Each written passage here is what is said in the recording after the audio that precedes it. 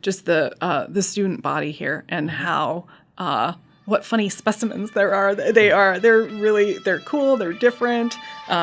They are gonna take charge of the world.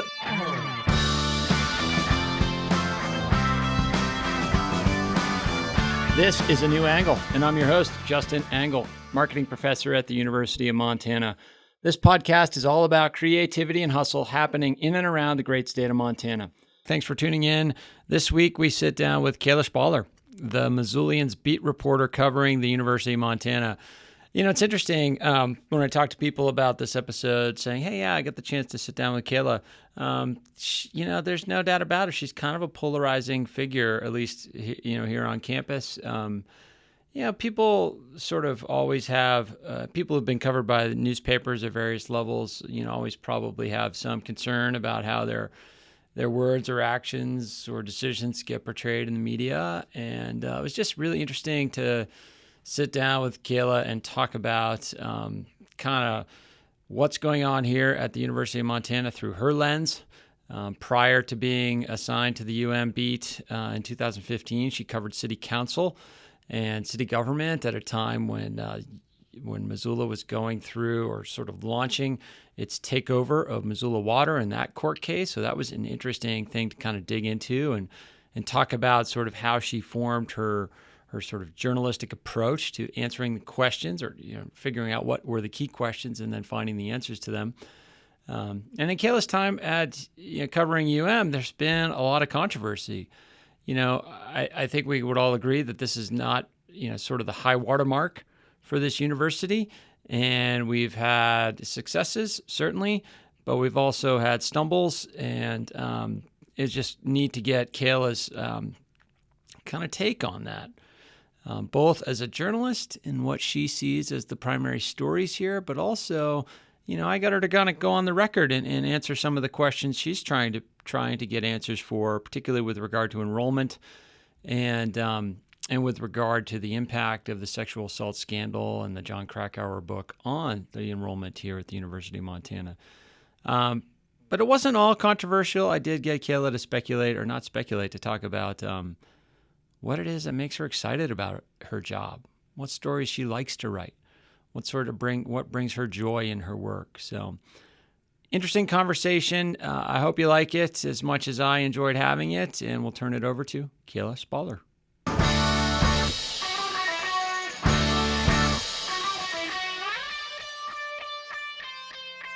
I'm here today with Keila Szpaller. Keila, thanks for coming on the podcast. Thank you, Justin.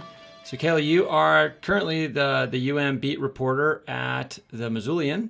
Correct. Before that, you covered city council. Is that right? I covered city hall, city council, and the mayor, and transportation and housing. And how long have you been at the Missoulian? Since 2006. And was the Great Falls Tribune before that? That's right. Okay. Mm-hmm. And a UM journalism graduate?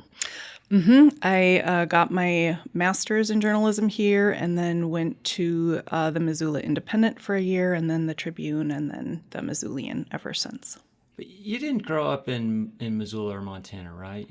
Right, from Oregon and California. The West, I've been told to say. The West. Yes. Yeah, it's a mythic thing called the West. Right, that I think is maybe more palatable here than the East. I don't know, you might have a better sense of that. Yeah, being from the East Coast, I bounce when people say the East Coast a little bit.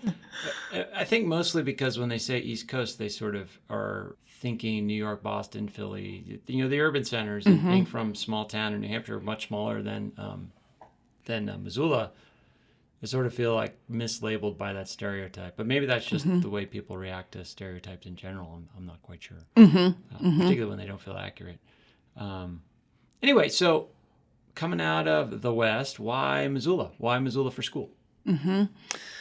So my sweetie and I got hitched, and we were looking for a place to land to finish school, and we looked at Missoula because he had family here, and he looked at a school in New York, and I was not prepared to head that way, Sure. And this is a beautiful place, and we thought it would be cool to be here. Temporarily while we finished school and then head to maybe Portland or Seattle. But you know how Missoula is. Yeah, We're it's stuck, still huh? here. Yeah, Right that's on. right. And so a little bit of time out of town, but back here, it's got to be an interesting role, having sort of had your formative educational years here, and growing up in many ways here, but now to be sort of, at least at the Missoulian, in two roles where you're covering kind of major things happening in the community that affect the lives of not only you, but people around you, close to you. Yeah, it's been a privilege, and it's been fun to cover some significant, I think, milestones, both in local government and then here at the university as well. You and I talked a little bit about the city's takeover of the water the water That was company. right at the center of your time on that beat, right? That's right, and that was an issue for, I think, at least a year and a half, and I covered that through the trial, and then more recently on the university beat, I've covered the leadership transition here. Yeah. You should maybe pluralize that, right? The leadership transition. Correct. Yes.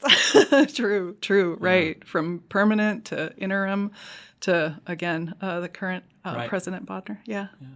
So thinking about your time at City Hall, let's just talk a little bit about that water case. I mean, that's an interesting. I mean, I have no background in journalism, but for you, you're on the local paper beat. You've got various constituencies trying to sort of weave their narrative in the public view. The public is probably less than fully informed on the issue. Like, I don't particularly know if it's a good thing for Missoula to own its water or not. I have this instinct that it probably is, but I've become more informed over the course of those years. But what kind of perspective did you start with when a story like that begins to unfold? What's going through your mind as you're starting to understand the story? I think that the early announcement that the Carlyle Group was going to buy Mountain Water Company as part of a package of companies with a couple in California really surprised the community, because while the water company had been privately owned, it was owned by a family and a family man. And I think since the eminent domain case in the 1980s, when the city tried to take over, probably not a lot of the general public had given a lot of thought to ownership of the water company until this global equity firm comes to town, and that raised some, I think, alarm bells with some people in the community, and then of course it fired up the city. For sure, and not just a global equity firm. I mean, the Carlyle Group comes with some baggage, at least in terms of its public perception. Sort of deep involvement with the Bush family and oil and all these other sort of things that I have no idea how true a lot of these threads are, but it's definitely a group that has been, at least by folks on the left, branded as this sort of right-wing boogeyman. Is that fairly accurate? Or the accurate perception? I don't know if it's accurate description of the Carlyle Group. I think people raised some of those concerns a few years ago, and then I think the concern maybe ratcheted up a bit when people saw that Carlyle's lead person in Missoula had been involved in another water deal in South America through, I think, Bechtel. So I think you're right that people were nervous and agitated about that. So as a reporter, are you nervous and agitated, or what's your kind of perspective as this story's starting to unfold? The community's up, the state, whatever, the mayor's office and the city government are starting to activate. I'm fascinated. I'm fascinated because there are so many community issues to ask questions about, and there's also a narrative of tiny little town in Montana fighting against huge firm, the David and Goliath narrative, and I'm intrigued about that, and I am wondering how it's going to go down. Sure. Now, that kind of leads me to another question. This issue of narrative. So narrative sometimes fits the story, and sometimes it doesn't, right? Mm-hmm. So how are you kind of, as a journalist, obviously you're going to follow the facts, mm-hmm. but there's also this sort of, man, the facts would, if they fit the narrative, this would be a lot better story. Does that make sense? Yes, yeah, that does make sense. And I think early on, when Mayor Engen talked about going to court against Carlisle to use the city's power of eminent domain to take over the water company, I think we, the public, didn't have all of the information that he had. Okay. So the narrative looked at the time to be that David was not going to win the fight against Goliath. But in fact, as the court proceeding went along and more of the facts came to light, the city ended up winning in I'm not going to have the right language, but sure. Winning their motions, or winning the small fights that preceded the actual trial, and I think that might have been surprising. Yeah, and is the mayor's? So you're saying the mayor's office held more cards than than the public sort of knew going into the trial. And they're probably, well, I don't know, but my assumption would be they're sort of fighting the court case, but they're also fighting the case of public opinion. Mm-hmm. And maybe, you're an outlet in that. How do you view your role? So I'm assuming that information might be trickling out or leaking to you or being presented to you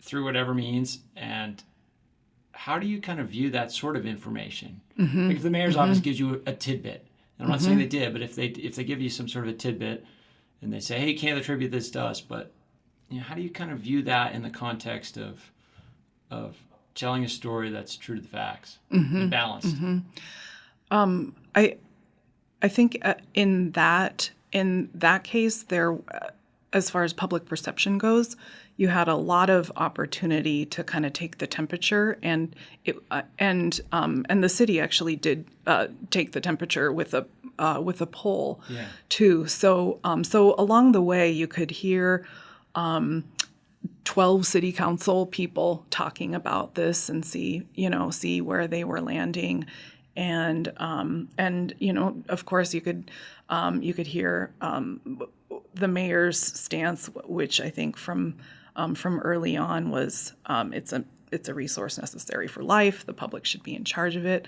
And then the city ran a poll, and that showed support for public ownership. Although I think they never quite said, would you support it if it was going to cost $10 million or whatever. Public ownership, so, they didn't translate in the polling to this is going to cost you X number of dollars per thousand of your home or whatever, however they would tax it. Yeah, and I don't remember either if they said, would you support this if we had to go to court for it. Right, right. Mm-hmm.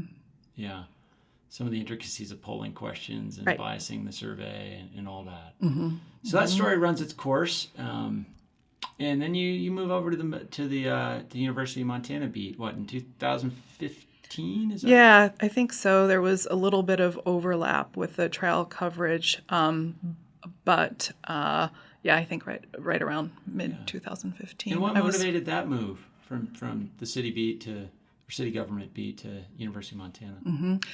I had covered the city hall for a long time, and I really loved that beat. And then every other year is a city election year, and I would really look forward to them to learning about the people running for the city council and seeing who was going to try to take on the mayor, who had said, he always says he wants this job, he wants to keep this job. And one year, and it must have been 2015. I realized it was a city election year, and I dreaded it. So I told my bosses, I guess it's time for me. I'm not excited about this anymore, and it's time for a change. And I think coincidentally, Martin Kidston, who was covering the University of Montana and now runs Missoula Current, was ready for a change as well. And it was really awesome to see how a new person on a beat had a different eye, and how he would have questions, being at council meetings that I wouldn't have. And I feel like that is probably a good thing for readers, and I might have become tone deaf to things that he then found interesting and readers would find interesting. And I hope that's the case with the university beat too. It sort of makes me think about your own, I don't want to get too in the weeds with this, but your own sort of internal editorial process. Yes, because you bring to a story and an investigation a certain reporting perspective, background, whatever, and other people have their own collection of those things. Mm-hmm. How does that work within the editorial process when your editor, interjects a different perspective or whatever to balance that kind of those differences out, perhaps? Mm-hmm, mm-hmm. I think it's one reason getting a wide perspective, that it's cool to have a diverse newsroom. And being in Montana, I don't think we're hugely ethnically diverse, but we do have with reporters and editors, a gender split, and we have reporters in their 20s who are out in the world at times that the rest of us are not out in the world and seeing things that the rest of us aren't seeing. And then we have some people who are in their 60s and probably plugged into things that the rest of us aren't plugged into. And I think we use each other to fill in some of those blanks. A lot of times an editor, of course, but not necessarily. I'll hit up Rob Cheney, who covers natural resources, if I have questions about, even sometimes about whether something is a story, but because he's good at asking the questions that help answer that. Do you guys collaborate on stories, like multiple authors on bylines and things like that? Is that within the capabilities of the Missoulian at this point? I think when we have multiple bylines on stories, it's usually because it's breaking and different people are collecting different pieces all at the same time. And I think more if we collaborate on something, it might be a project where one reporter takes the lead, and then another reporter maybe takes part of the story, but not the thrust of it. Okay. I just asked because I feel like as I read, I'm seeing more kind of multiple author bylines in the New York Times, so to speak. Maybe it's more investigative pieces, or like you said, a lot of that content, is breaking, so it requires, multiple sets of eyes and ears to be kind of gathering everything that's happening. Mm-hmm. But I think there's a lot of collaboration that happens in the reporting process too, and that's one thing that I like and appreciate about the Missoulian newsroom, and the Trib was this way as well, where people, in my experience, aren't protective of their sources and protective of people's cell phone numbers unless people have asked for that. If I say, hey, I need an expert who can talk about business in this particular way, and I can't think of anyone, my colleagues will say, oh, call, so-and-so, and here's the cell phone number. And I feel like there's a lot of that back and forth. And it was from the get-go, I remember that sense, because Michael Moore at the time was covering the Bitterroot, and I needed a phone number, and he sent me some phone numbers, including Huey Lewis's phone number. Okay. And I thought, oh, okay, this is a sharing place. This is a sharing place. That's good to know. How does it's interesting too. There's so many sort of prominent stories and films made about situations where a journalist won't divulge a source. How does that work within the walls of the organization? I mean, if you have maybe it's case by case, but like what are the protocols or rules with regard to, should you share a source with a colleague, even if it stays within the family, or how's that all work?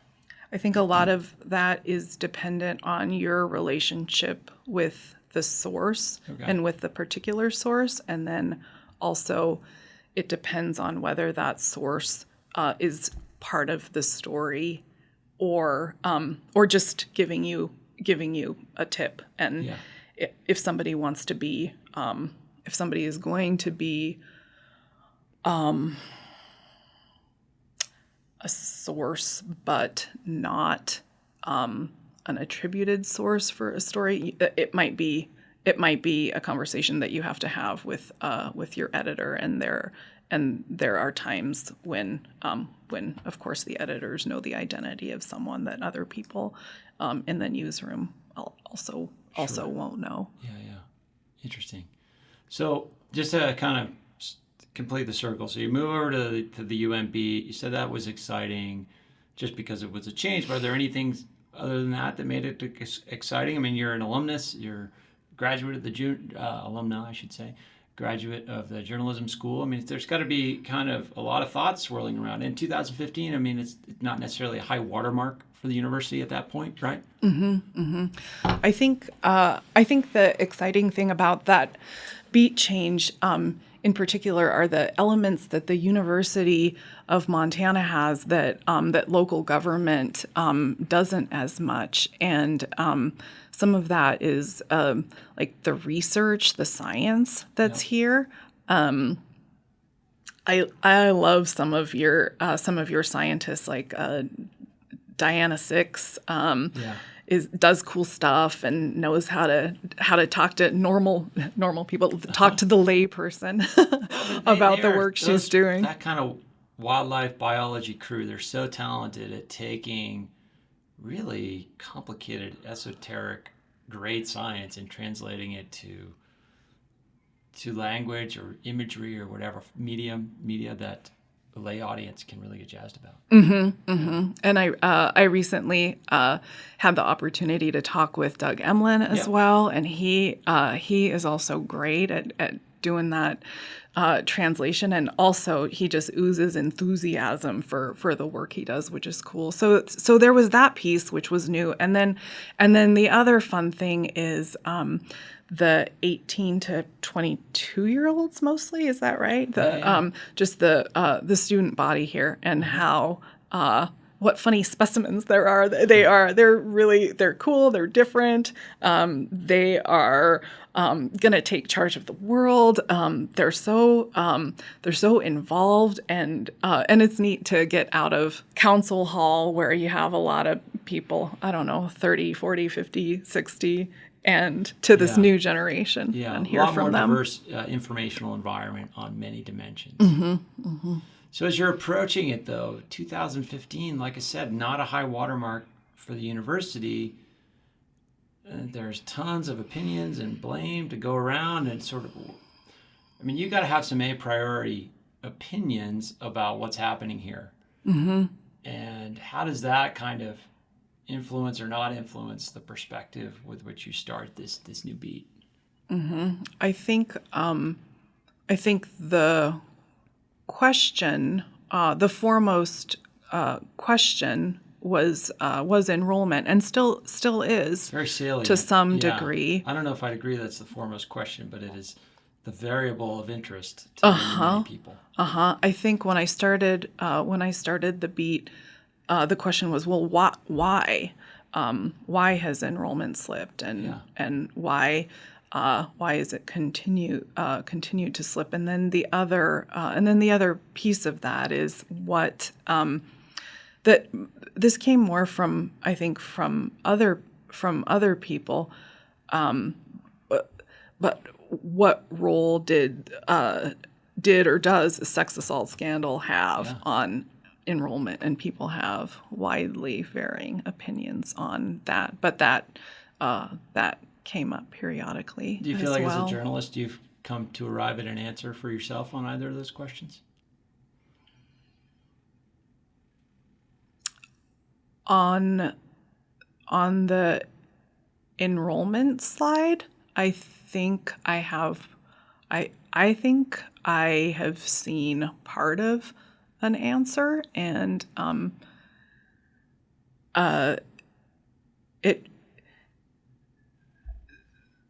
the enrollment seemed to be dropping here, while enrollment seemed to be foremost, seemed to be a priority at other places. And I think that maybe here the systems just were not in place at a time that critically they needed to be in place.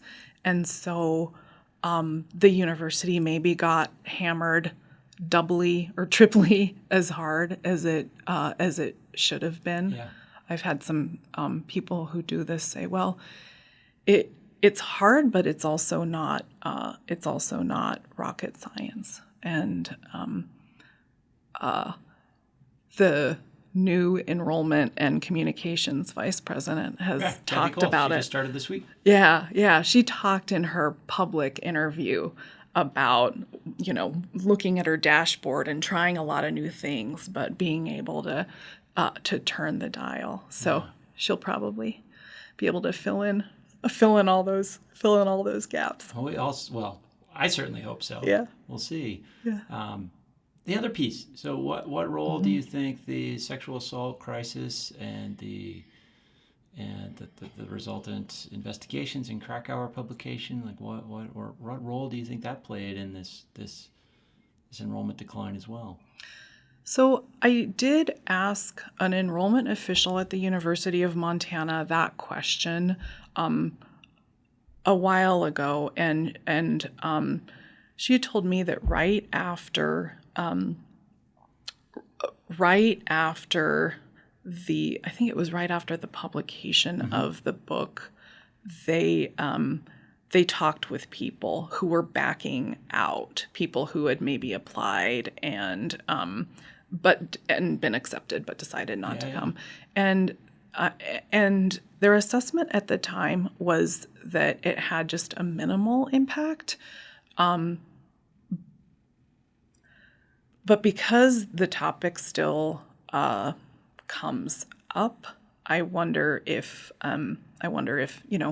parents maybe don't want to say, but but that is you're right. There might the be reason. bias against revealing that as a decision driver. I know it's certainly salient when I walk down an airport, for example, and you go by Hudson News or whatever it is, and just rows of that blue Missoula and the picture of Main Hall, and it's basically like in SeaTac Airport, it's right across the terminal from where you board the flight to Missoula. So I think it's got I don't have data to support this, but I think it's had a pretty big impact. Yeah.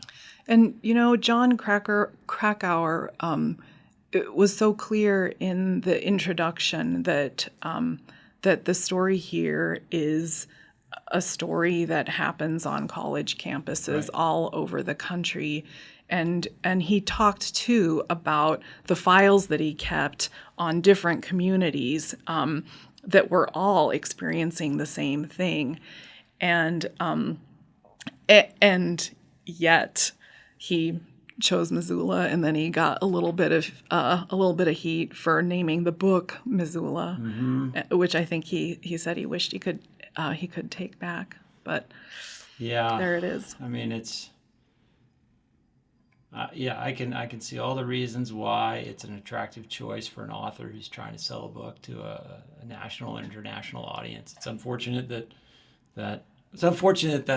bad stuff happened here, but it's also, I think it's a powerful sort of narrative device for telling an important story. Like if he had sort of said it at Florida State or something, and focused on, the quarterback there that got into a rape scandal or a rape accusation scandal. I think a lot of people would probably dismiss it and say, "Oh, that stuff happens at those Division I universities, and it's just commonplace." You know what I mean? Like having it be the small sort of any town USA is a good way to tell the story. I think you're right, and I think any town is probably an important piece of that too, because he was looking at city police. He was looking at the county attorney's office. He wasn't just looking at university and university officials. Right. He was looking at the entire system and the related web, I think. Yeah. So transitioning to other sort of somewhat related stories. I mean, yes, you mentioned enrollment is a super salient topic. There's interest in the community. There's interest at the university is focused on it. Readers are interested in it. How do you kind of approach that story in general, declining enrollment? What is the sort of, as you're putting together like a meta-narrative of this enrollment issue, what are the sort of pieces in your mind that you're trying to pull together? I think the big question is the why, like we talked about, but then also what are the impacts, and that piece has been ongoing too, and it also informs the beat in a way because the financial impacts are pretty significant too, right? Yeah, huge. So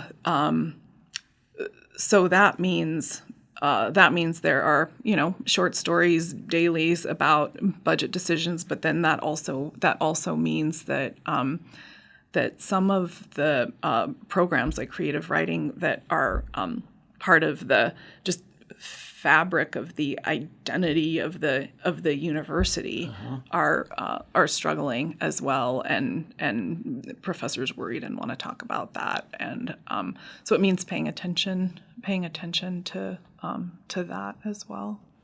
How do you feel about that kind of struggle? Perhaps, I don't know if struggle is the right word, but there is some sort of struggle about the core identity or the fabric of the university, as you mentioned. You sort of, implicit in your answer there was, yes, the assumption that creative writing is at the heart of it. And yes, there is this sort of liberal arts tradition here. But the university is also trying to find its way. I mean, the new leadership is putting forth a new strategy. And what sort of lens do you bring to that?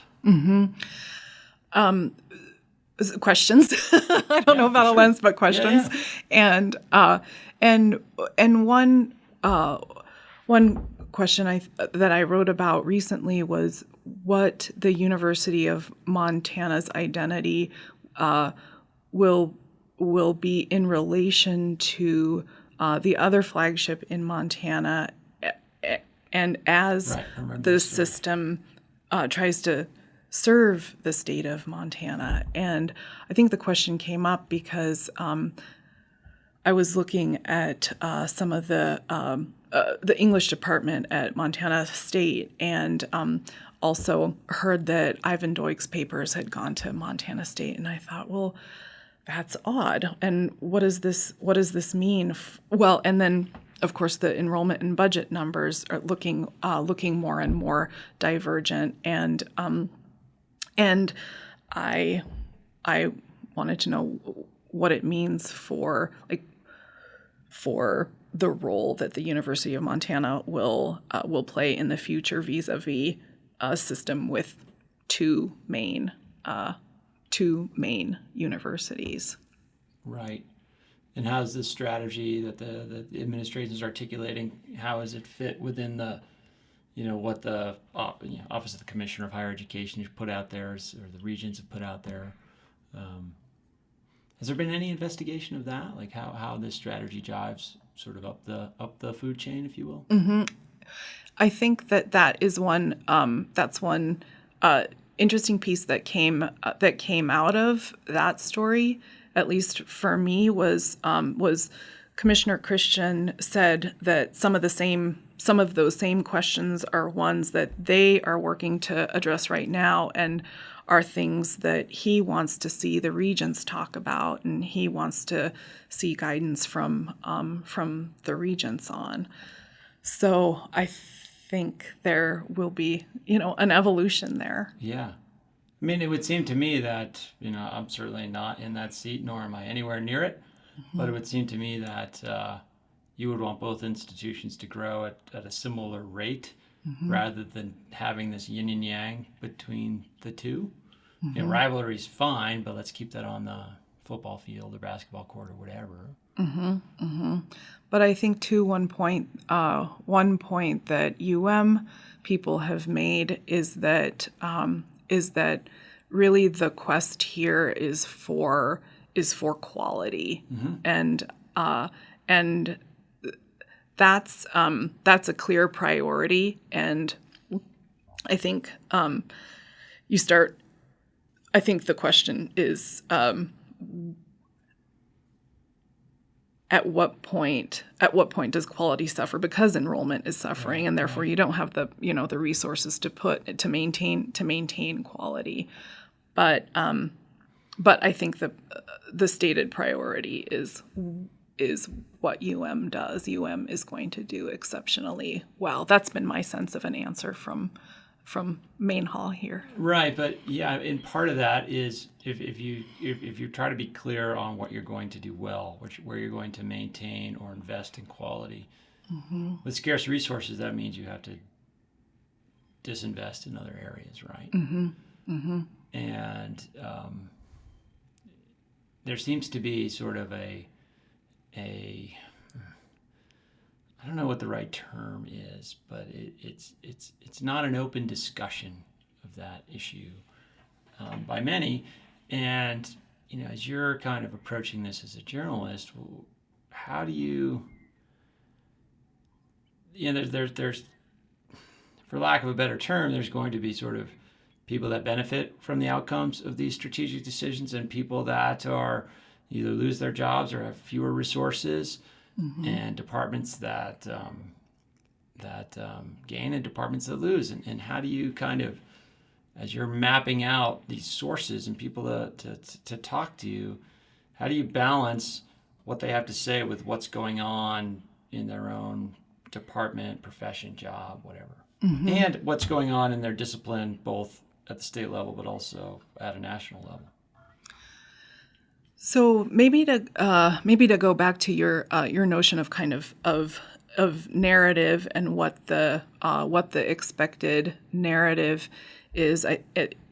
There's on the surface maybe winners and losers, right? There's the programs that are going to have the resources and the ones that have to be cut, and then there's word from main hall, which is, we just have to change the way we're doing things. We're not going to, they're not forcing programs into corners, or they're not forcing programs out of existence. They're asking for people to do things differently, and so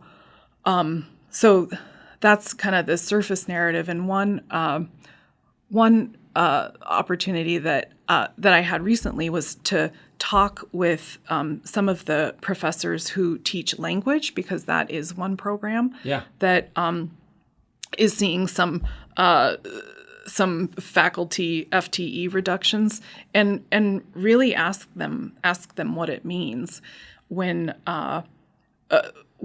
they are taking a look at really revamping how they do their work. And it was neat to hear that they've been having the conversation for at least a couple years, and the strategy for distinction kind of heightened their sense of urgency to make some changes, but the energy, at least in that department, which is at the top of the list of the losers for resources, really is I don't know, positive. Yeah, and I didn't read that particular story, but the notion that departments are trying to innovate is a really great outcome of this. I mean, we all in higher education, you've listened to maybe some of the episodes we've done. I mean, the big theme in what we're doing here is sort of exploring ways that higher education needs to and can innovate to do what we do better in the face of changing technology, changing student body, changing market demands, et cetera. So to hear that is encouraging. So I want to transition to one, we've had discussions about this one particular story that you published a couple of months ago, and it's not so much to focus on this story, but I think it's a way to kind of explore something that's interesting to me, and it's how you view sources and controversial topics. And that's a story about the president's spouse, Chelsea Bodnar, being involved in this interface between UM and the Messina Group. Jim Messina, an alumnus, political operative, ran Obama's campaign, and owns a data science company now. He sort of has, in the past, he's volunteered his company's services, and it was the university wasn't interested, and he has a personal relationship with Chelsea. And correct me if I'm getting these facts wrong, but in the face of limited resources, Seth and his team said, "Yeah, let's see if these guys can help." And Chelsea was involved as a liaison, and there was some at least questions raised by Tom Crady, our former VP of Enrollment, with regard to the level of data. I don't know if it's access, but the level of requests she was making for student identified data. Is that sort of broad outline of the story? Yeah, I think that's fair. And university's legal counsel said unequivocally that nobody who shouldn't have had access to student records had access to student records. Okay. But you're right that there was concern about the push for access. So there's concern. I'm assuming it's coming to you from Tom Crady. Tom Crady went on the record about he's a guy that's his contract was not renewed. So as this is kind of emerging early on, before you've sort of it's not really putting pen to paper, but whatever that metaphor is for how you do your work. How are you kind of approaching this? Oh, is this a juicy story? Are people going to care about this, or this isn't a story at all? Like, how are you kind of making judgments about the storyness of all this? I think the first thing I probably want to know is whether this worry is crying wolf or not, and what happens if someone like you or me suddenly have access to student records? How big of a deal is that? Is that a huge problem?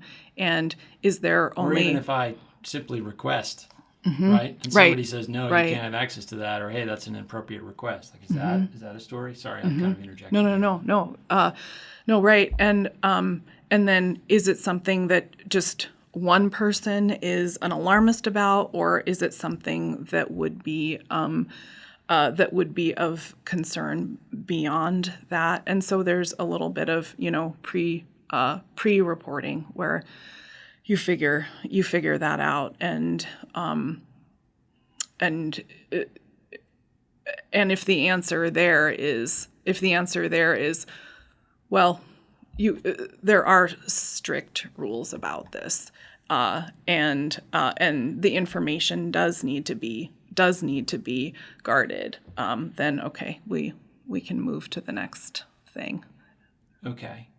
And you've got this source who is bringing this to your attention, and he's speaking from certainly we can make assumptions about his perspective, being someone his contract was not renewed. I'm not privy to that process, but you can make assumptions that this guy might have an agenda. Is that fair to say? and you can say he definitely he's a person who might have an axe to grind, right? Yeah. Because I mean, you should probably have that perspective as the reporter, right? Right. So it's important in that story to give the reader the same information that we have. Sure. Yeah. Which is this person is worried about something, but this person also wanted something from the University of Montana that he didn't get, and he might be torqued about that, and he might be. How did you put it? He might be coming to the table with an agenda, perhaps. And I'm not saying that to make an accusation, just in your view is, hey, I laid that out in my story, and it's important for readers to decide how to view that information. And I think, too, while the former enrollment vice president is the person who went on the record about that concern, it was also a concern that came to the Missoulian from other sources. So that also tells us that we don't have while he may be cranky, he's not just a single crank so on that issue. On an island. Right. Okay, I don't recall. I mean, I should have read the story before we had this. Should have reread it before this conversation. So, were there other people quoted in the? No. Or is this This is right. This is helpful. This is helpful in knowing that the person who is going to kind of go out on a limb and go on the record isn't alone in the concern, and other people maybe privately expressed that. Yeah, and how do you deal with that in the sense does that they're privately sharing concerns? That doesn't make it into the story, but it seems to maybe help determine if it becomes a publication or not. Is that kind of the way that works? Yeah, and I think the important piece there is to know you're not in an echo chamber, right? And I think that goes beyond beyond that particular story. When I wrote this story about President Bodner's first 100 days or whatever it was, and I'm talking to people who work for him, and so they're going to say certain things on the record, but I'm also talking to a lot of people I'm not quoting, and I'm saying, okay, these people are saying these things, where on the dial of 0 to 10 does this strike you? Right. So yes, talking to people who aren't quoted in a story does help inform like what stories land on your list, and what you might say in a story without attribution too. Yeah, that has to be kind of tricky as a writer to make those choices. So Keila, I mean, you've been super generous with your time, and also just, I've sort of drawn you into topics that are maybe not super awesome for you to talk about. So I appreciate it's all your awesome. transparency Thank you. and willingness to discuss. But as we close, I'd like to kind of change gears a little bit and ask you what excites you about your job. Like what let's talk about fun stuff. Like what are the most fun stories, or what are the stories that you're like, I am on an awesome story and I want to tell it, and where's the passion? Justin, I just got back from Glacier Park. Yeah, so I'm catching you at a good moment. So the story, I need to revisit the story list. But I know that some of your scientists here keep doing work in the field, and the animals excites you. Yeah, exactly.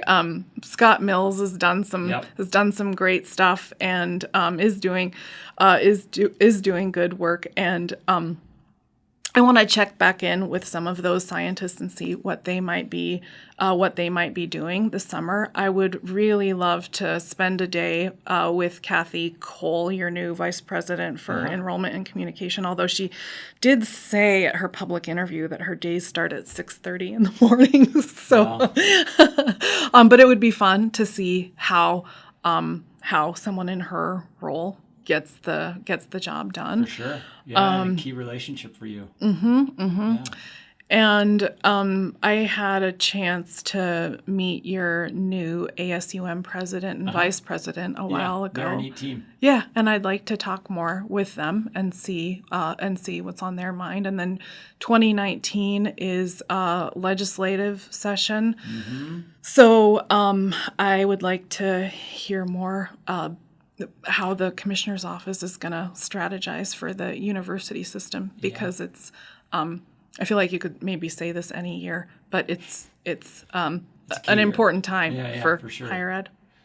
And along those lines, just one final question. So what role do you think your work and more broadly the Missoulian plays in this moment we're in, both at University of Montana and in higher education? I mean, I bring that up because some people bring up other towns and they say, oh, it seems like the newspaper's just a cheerleader for that institution. And I hear people say, I don't hear people saying that about the Missoulian here. And are you calling balls and strikes, or do you want this whole place to grow? Like, what's the optimal relationship between the newspaper and the institution? The university is a huge part of the community, and we've talked about so many of the different dimensions, the administration, some of the politics, but then just culturally, the students, the science, and just financially too. And I think it's our job to shed light on all of those things with our readers. And that's, I guess, maybe the bird's eye view, and then a successful relationship between me and sources is probably being able to run into people at the farmer's market or the grocery store and having them, not throw tomatoes at me, and maybe they'll call or email and raise questions or have criticisms, and they do, and that's fine, and we hear them out, and sometimes they have great ideas too.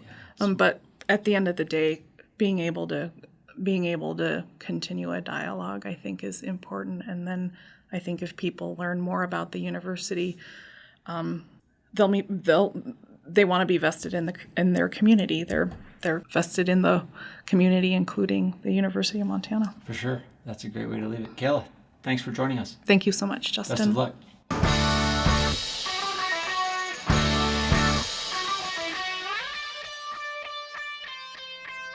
All right, I hope you enjoyed that conversation.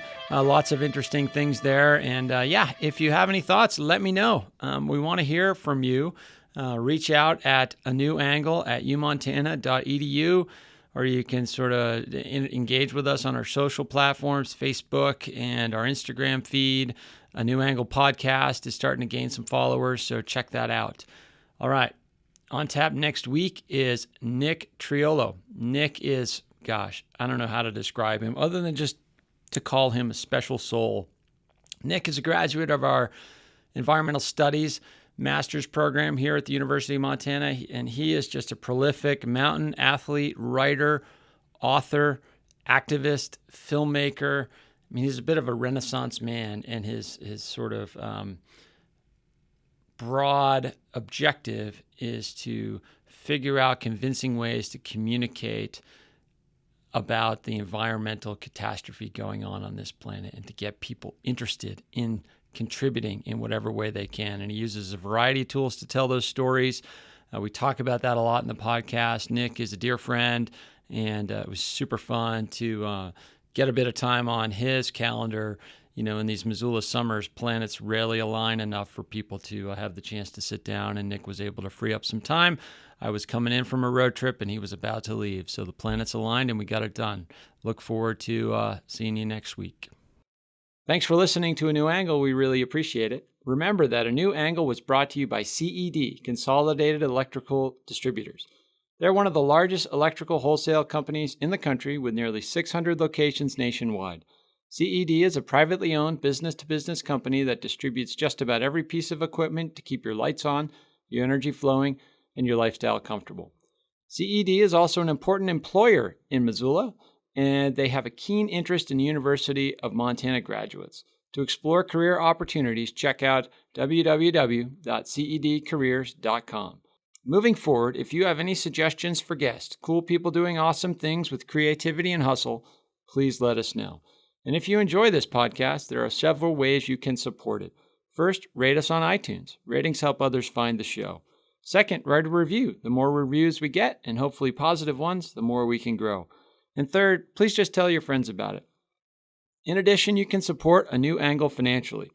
For information on sponsorship opportunities, please visit our website, www.business.umt.edu/anewangle. There you will also find a link to support the pod.